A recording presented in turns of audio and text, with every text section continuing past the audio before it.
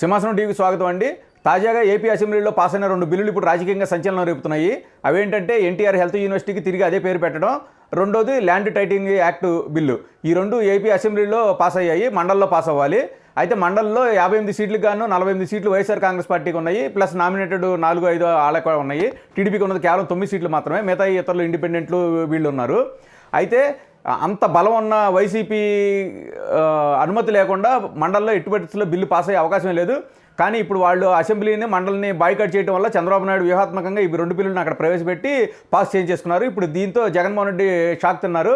ఎందుకంటే AP assembly ఎన్నికలు ఫలితాల తర్వాత జగన్మోహన్ రెడ్డి ఒక వ్యాఖ్య చేశారు. ఏమనంటే, మాకు అసెంబ్లీలో బలం లేకపోవచ్చు కానీ మండలిలో మొత్తం మాదే అత్యధిక బలం, మేము మా అనుమతి లేకుండా ఎట్టి పరిస్థితుల్లో ఏ బిల్లు పాస్ అవ్వదు, చంద్రబాబు నాయుడు ఎలా బిల్లులు పాస్ చేసుకుంటారో నేను చూస్తాను అన్నారు. ఇప్పుడు చంద్రబాబు నాయుడు గారు ఆ బిల్లులు పాస్ చేయించి సక్సెస్ అయ్యారు.